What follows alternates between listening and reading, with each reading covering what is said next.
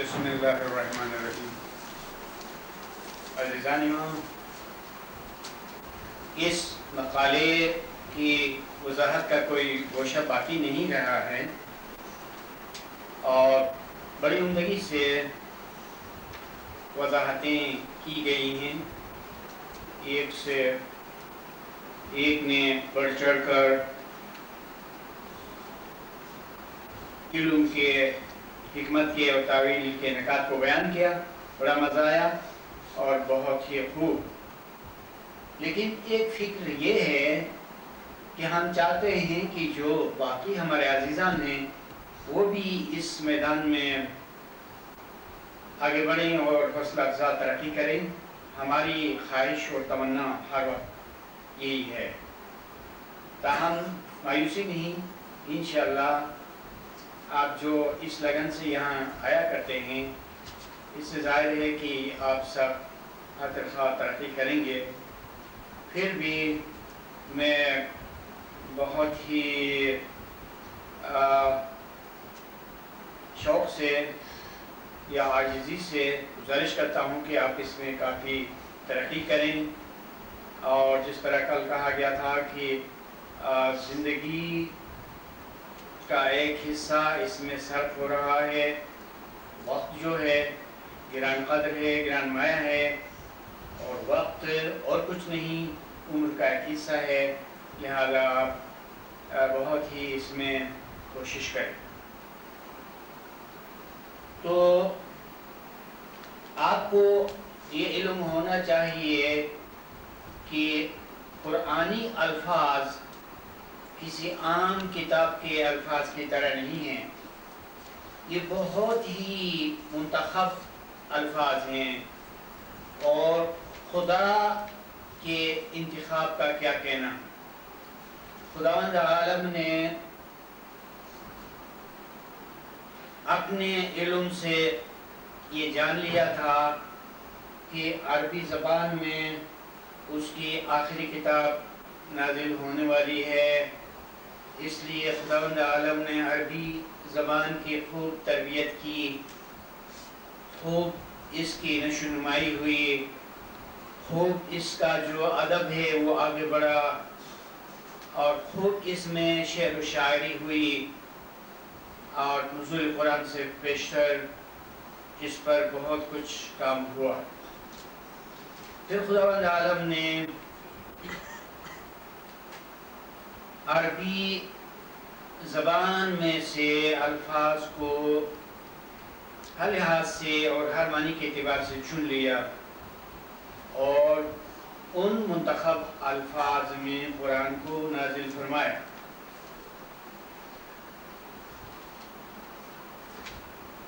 ہمارے کچھ رسالے ہیں اس معلوم کے جن کو رسائلی اخوان الصفا کہا جاتا ہے، ان میں سے کسی ایک رسالے میں قرآنی الفاظ کے لیے ایک اصطلاح مقرر ہے، وہ یہ ہے کہ مشترک المعنی الفاظ ہیں، یعنی ایک لفظ کے اندر کئی معنی ہیں، اور وہ سارے معنی برابر کا حق رکھتے ہیں، مشترک ہیں۔ لہذا کسی بھی قرآنی لفظ کا کوئی ایک معنی ترجمے میں یا تفسیر میں سامنے آیا ہو، اور باقی جتنے معنی اس کے باقی رہ گئے ہوں تو ان کی تاویلات ہو سکتی ہے۔ لہذا اگر ایک آیت کے اندر 10 الفاظ ہیں اور ان 10 لفظوں کے 10 معنی ہیں، تو پھر 10 ضرب 10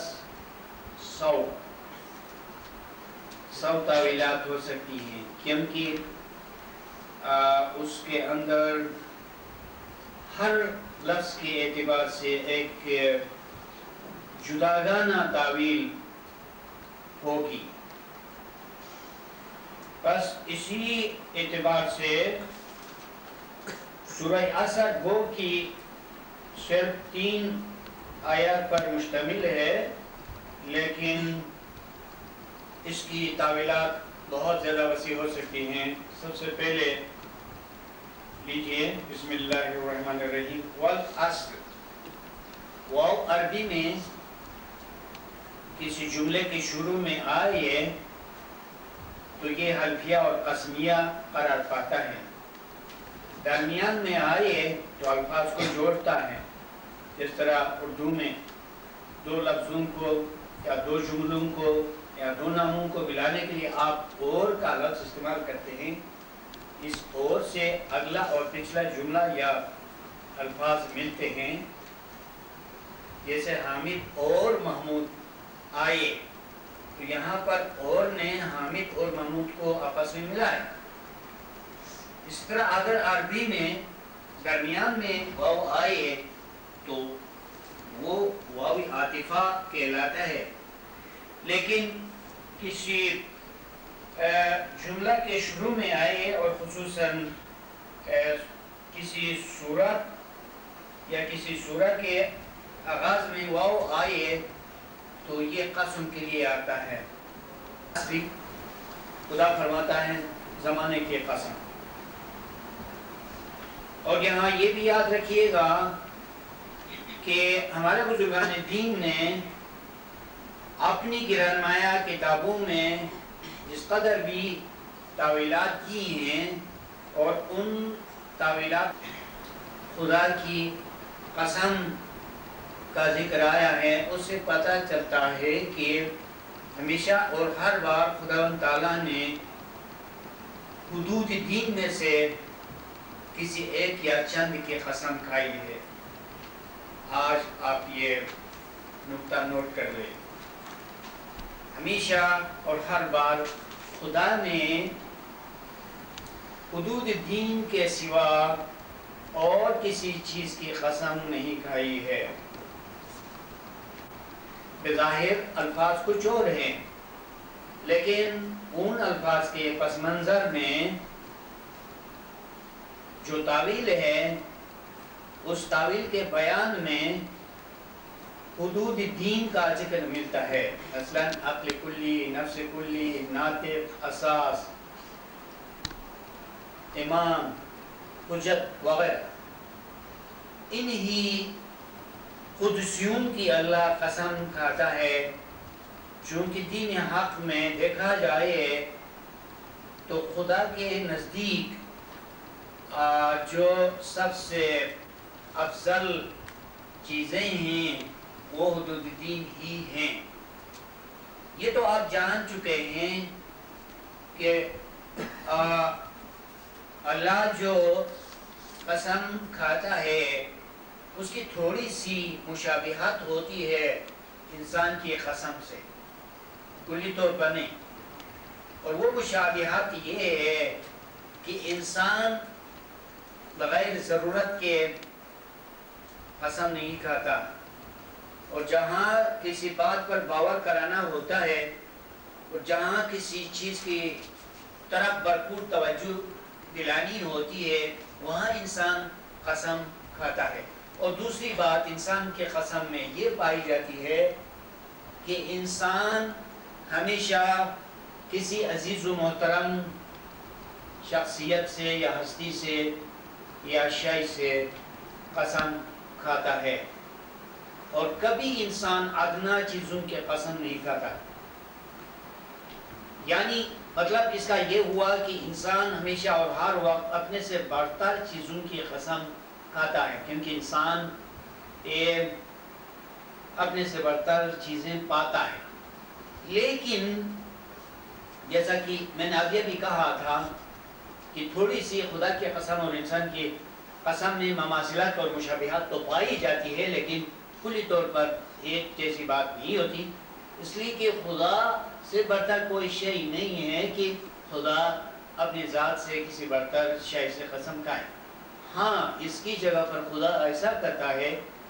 کہ خدا کی ذات سے جو چیزیں اقرب ہیں یعنی قریب ترین چیزیں ہیں، افضل ترین چیزیں ہیں، ان کی قسم کھاتا ہے۔ تو یہ بات تحقیق ہو چکی ہے کہ اللہ حدود دین کی قسم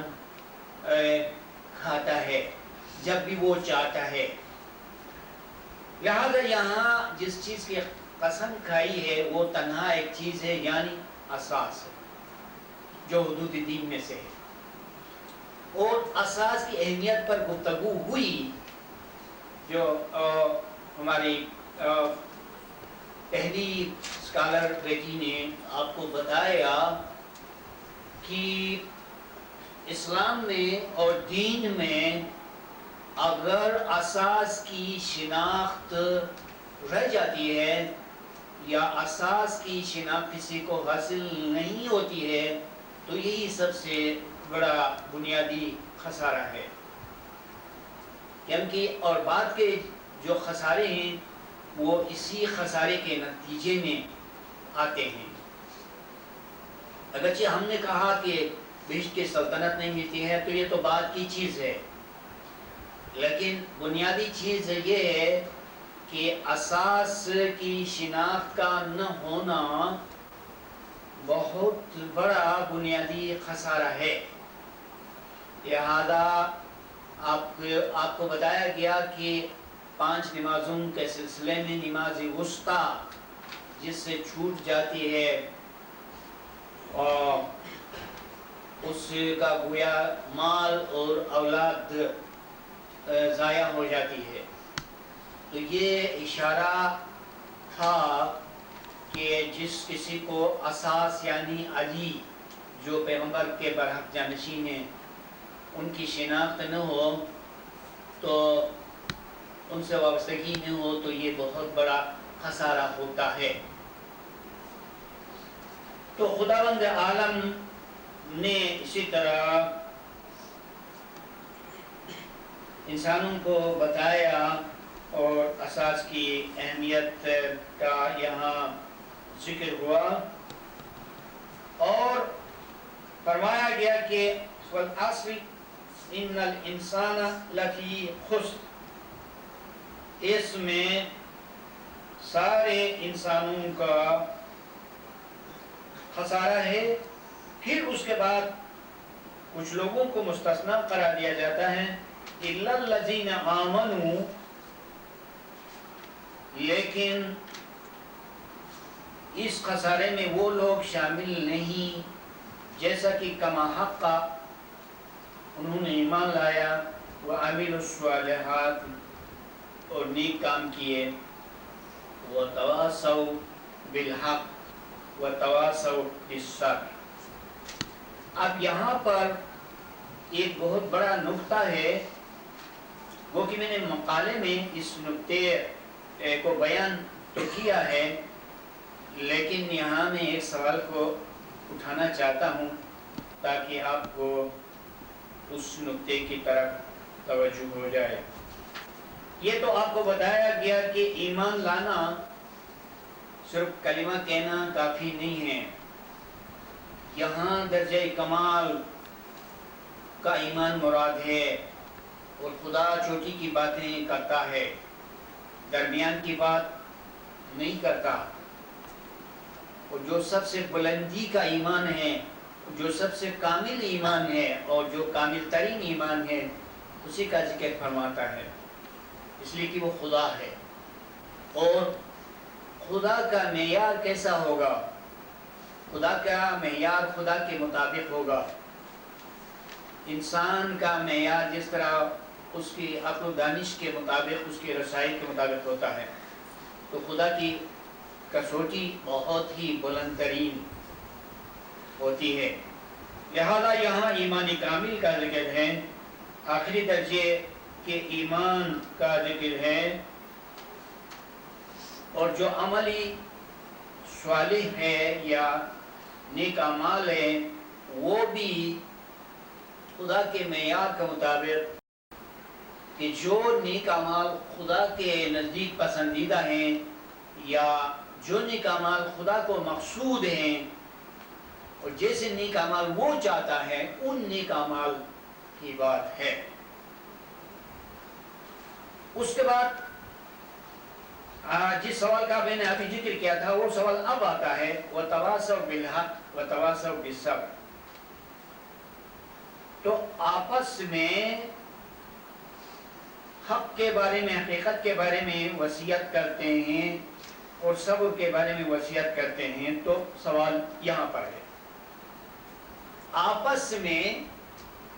وصیت کرنے کا کیا مطلب؟ اس میں تو برابری کی بات ہوتی ہے، تو آپس میں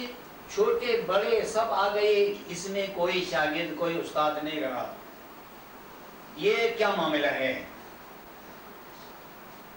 جب بھی آپ کہتے ہیں آپس میں انہوں نے مشورہ کیا، تو آپ اس میں، اس لفظ میں اور اس جملے میں کسی کو درجہ دینا نہیں چاہتے اور سب کو برابری کا درجہ دینا چاہتے ہیں، تب کہتے ہیں آپس میں گفتگو کر رہے۔ تو یہ کس طرح ممکن ہے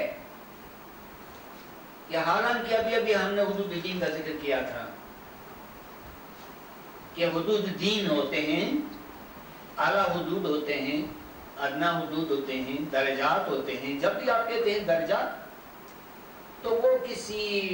سیڑھی کے زینوں کی طرح بات ہوتی ہے، جس طرح سٹیپ بائی سٹیپ آپ کسی سیڑھی سے چھت پر چڑھتے ہیں تو سیڑھیاں سب بلندی میں اور درجے میں یکساں نہیں ہوتے ہیں، اس طرح دین میں سب انسان برابر نہیں ہیں۔ لیکن پھر بھی قرآن نے جب کہا تو اس میں کوئی راز ہوگا، کوئی تعویل ہوگی۔ یہ کہ ہم نے مقالے میں، یہ کیسے ہو سکتا تھا کہ مقالے میں کسی نقطے کو ادھورے چھوڑے؟ ہم نے کہہ دیا ہے کہ یہ مساوات رحمانی کی بات ہے، جہاں درجات ہیں وہ الگ بات ہے، جہاں مساوات ہیں وہ الگ بات ہے۔ مساوات رحمانی کا مطلب یہ ہوا کہ ہم نے بحیثیت مجموعی ایز اے ہول دیکھا۔ جب آپ ایز اے ہول دیکھیں گے تو اس میں آپ کو کوئی بڑا کوئی چھوٹا نظر نہیں آئے گا۔ جزوی طور پر، وقتی طور پر، ہنگامی طور پر جب آپ دیکھتے ہیں تو اس میں درجے ہیں، اور کلی طور پر آپ دیکھتے ہیں تو اس میں کوئی درجہ نہیں ہے۔ یہ مطلب یہ ہے کہ کوئی فرشتہ ہے، کوئی عالمی زر میں ہے، تو کوئی اگر استاد ہے تو کیا ہوا؟ اس شاگردوں کے لیے خدا نے کوئی مقام دیا ہوا ہے، ان کو فرشتوں کا درجہ دیا ہے، تو یہ ایک سائیکل کی طرح ہے، ایک دائرے کی طرح ہے، جس طرح اس کی مثال زمانہ نبوت سے یہ ملتی ہے کہ حضور انور پر وحی نازل کرنے والے فرشتے جو ہوتے تھے وہ آپ کے اصحاب ہی ہوتے تھے۔ تو اس میں یعنی آپس میں وصیت کرنے کا جو جملہ ہے یہ بہت بڑا جملہ ہے، اور یہ پورے دائرے کو کور کرتا ہے، کیا ظاہر میں، کیا باطن میں، کیا عالمی سفلی میں، کیا عالمی علوی میں جو مجموعی طور پر کام ہوتا ہے دین حق کا اندر، اس کا ذکر ہے۔ اور جیسا کہ وَتَوَاصَوْا بِالصَّبْرِ، اور صبر کے بارے میں اس مقالے میں یہ اشارہ کیا گیا ہے، صبر، اور ہمارے اسکالرز نے آپ کو کچھ بتایا بھی کہ صبر کا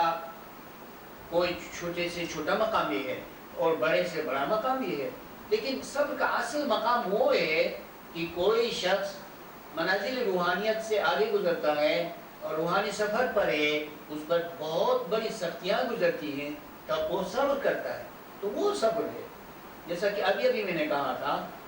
کہ خداوند عالم اعلیٰ مطالب کو سامنے رکھتا ہے، چھوٹی چھوٹی باتوں کو نہیں لیتا ہے۔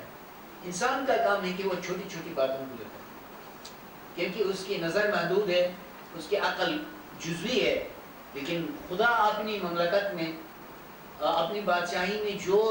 تمام اعلیٰ سے اعلیٰ حقیقتوں کو دیکھتا ہے ان کو پیش نظر رکھتا ہے، تاکہ جو مومنین آگے سے آگے جائیں تو ان کے لیے اللہ کی یہ اعلیٰ ترین ہدایت کام آئے۔ کہ خدا چھوٹی بات کرتے رہتا تو اس کے مومنین آگے چلتے تو خدا کی اس چھوٹی سی ہدایت سے آگے چل کر وہ رکتے، یعنی کہ ان کے لیے اس سے آگے ہدایت نہیں ہے۔ کیوں ایسا ہونا چاہیے؟ خدا چھوٹی کی ہدایت کرتا ہے تو وہ وہاں سے روشنی پڑتی ہے تمام مدارج پر، اور ظاہر و باطن کی ہدایت ہوتی ہے۔ خدا باطن کی ہدایت کرتا ہے تو اہل ظاہر اس کو ظاہر میں سمجھتے ہوئے اپنے لیے ایک وقتی ہدایت حاصل کرتے ہیں، اور اگر خدا صرف ظاہری باتوں کو سامنے رکھتا تو پھر باطنی ہدایت نہیں ہوتی اور اعلیٰ اور چوٹی کی ہدایت نہیں ہوتی۔ لہذا صبر کا جو اعلیٰ مقام ہے، جو آخری مقام ہے، اس کا یہاں ذکر ہے، اور جو حق ہے وہ بھی سب سے آخری درجے کا ہے۔ تو تواصو وہ آپس میں وصیت کرتے ہیں کا جو نقطہ تھا اس کو میں نے اجاگر کیا اور ریفرنس دیا کہ میں نے اس مقالے کے اندر فرشتوں کا ذکر کیا ہوا ہے، اور میں نے کہا ہے کہ انسان کے کم سے کم 3 مقام ہیں۔ وہ عالمی سرمدی ہے، وہ اس دنیا میں ایک انسان ہے، ایک بشر ہے، جسم رکھتا ہے، اور وہ عالم عقل میں فرشتہ ہے۔ تو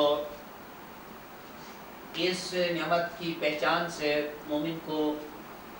شکر کا جذبہ ابھرنا چاہیے، شکر کرنا چاہیے کہ خداوند عالم نے اساس کی شناخت کے نتیجے میں بہت ساری نعمتیں عنایت کر دی ہیں، اور یہاں قرآن مقدس میں، قرآن پاک میں خدا نے بھرپور توجہ دلانے کے ساتھ ساتھ جس حقیقت کی قسم کھائی ہے، اور جواب قسم کہتے ہیں، اور قسم کے بعد جس چیز کا ذکر مقصود ہو اس ذکر کو جواب قسم کہتے ہیں، کہ قسم کا کوئی مقصد ہوتا ہے، اس مقصد کو جواب قسم کہتے ہیں، اور اس جواب قسم میں بہت بڑے خسارے کی آگہی ہے، اور وہ خسارہ وہاں سے شروع ہوتا ہے جبکہ کوئی شخص سے وسیع رسول کو نہ پہچانے، جانشینی برحق کو نہ مانے، یعنی علی مرتضیٰ سے حقیقتوں کا دروازہ کھل جاتا ہے۔ اور اسی لیے پیغمبر اکرم صلی اللہ علیہ وسلم نے ارشاد فرمایا کہ جس کسی کو حکمت کے گھر کی طرف آنا ہو وہ اسی دروازے سے، یعنی علی کے دروازے سے آئے۔ تو آپ ان 2 احادیث کو جانتے ہیں۔ ایک حدیث میں ہے کہ حضور اکرم نے ارشاد فرمایا کہ میں علم کا شہر ہوں اور علی اس کا دروازہ ہے، اور دوسری حدیث میں اسی طرح ارشاد فرمایا کہ میں حکمت کا گھر ہوں اور علی اس کا دروازہ ہے۔ تو علم کو ذرا وسیع معنی میں ایک شعار کے طور پر دکھایا، اور حکمت کو محدود بتایا، کیونکہ حکمت بڑی جامع چیز ہے۔ تو یہ آپ کو پتہ چلنا چاہیے کہ پیغمبر کے الفاظ، پیغمبر کی مثالیں کیسی ہوتی ہیں، خدا کے الفاظ کیسے ہوتے ہیں، اور یہ آپ کی ایک حقیقی اسماعیلی کی طرح عادت ہونی چاہیے علم کی پیروی کے سلسلے میں، اور حقیقت کو لینے کے سلسلے میں آپ الفاظ کا تجزیہ کریں اور قرآن کے الفاظ کی نوعیت کو سمجھیں کہ وہ کسی عام کتاب کے الفاظ کی طرح نہیں ہیں، بہت ہی منتخب الفاظ ہیں اور پر حکمت الفاظ ہیں۔ تب خداوند عالم نے ان تمام الفاظ کو اور نزول قرآن اور اس کی ترجمانی کے لیے اور اس کی حکمت کو سمیٹنے کے لیے ان تمام الفاظ کو خدا نے چن لیا ہے، اور ہر لفظ کے کئی کئی معنی ہیں۔ تو اسی طرح پیغمبر نے بھی جو مثالیں دی ہیں وہ پوری حکمت ہے۔ جیسا کہ ابھی میں نے کہا کہ علم چونکہ وسیع ہے، اس کا پھیلاؤ زیادہ ہے، اس لیے اس کی تشبیہ ایک شعر سے دی گئی۔ حکمت کنڈینسڈ ہے، نچوڑ ہے، اور جو چیز پوری چیز ہوتی ہے وہ زیادہ ہوتی ہے، اور جو ایسنس ہوتا ہے وہ تھوڑا سا ہوتا ہے۔ اور کتنے کتنے علوم کے خلاصے سے عطر بنتا ہے، تو عطر بہت کم ہوتا ہے، لیکن اس کی قیمت بہت زیادہ ہے علوم کی قیمت سے، کہ چیز کی قیمت کے مقابلے میں اس چیز کا جو سطح ہوتا ہے اس کی قیمت زیادہ ہے، نچوڑ کی قیمت زیادہ ہے، حاصل کی قیمت زیادہ ہے۔ اس لیے یہ بات بھی یاد رکھیے کہ حکمت کی تشبیہ کیوں ایک گھر سے دی گئی اور علم کی تشبیہ کیوں ایک شہر سے دی گئی۔ دونوں حالتوں میں اساس علیہ السلام دروازہ ہے، اور یہ کیسے ہو سکتا تھا کہ اس مفید چیز کی طرف رسول اشارہ نے فرمایا اپنی زندگی میں کہ وہ رحمت عالم تھے، لہذا آن حضرت نے اپنے زمانے میں تمام مفید باتیں بتا دی امت کو۔ اب یہ بات الگ ہے کہ کس نے اس کو قبول کیا اور کس نے اس سے انحراف کیا۔ میرے خیال میں آج کی گفتگو میں جو ہمارے بہت ہی عزیز دانشوروں نے، اسکالرز نے جو وضاحتیں کی ہیں وہ بہت زیادہ کافی وافی ہیں۔ مجھے بے حد خوشی ہوئی ان کی گفتگو سے، ان کی وضاحتوں سے، ان کے جنرل نالج سے۔ پھر چونکہ آپ کی خواہش تھی کہ میں بھی کچھ کہوں، لہذا میں نے چند باتیں البتہ اس میں اضافہ کیا۔ اسی کے ساتھ ساتھ میں اپنی گفتگو کو سمیٹتا ہوں۔ خداوند آپ سب کو اعلی ہمتی، اولو العزمی، بلند حوصلے کی عنایت فرمائیں، تاکہ آپ امام کی خوشنودی کے مطابق اس راہ راست پر آگے چلیں، اعمال صالح کو انجام دیں، اور علمی حقیقت کی دولت کو جمع کریں، تاکہ اس کے نتیجے میں دونوں جہاں کی سرخ ہوئی سربلندی آپ کو نصیب ہو، تاکہ آپ اس کے نتیجے میں پیاری جماعت کے لیے خدمت کر سکیں، تاکہ اس کے نتیجے میں امام آپ سے راضی ہو، اور تاکہ اس کے نتیجے میں فردہ قیامت آپ کو سلطنت عظیم حاصل ہو۔ آمین یا رب العالمین۔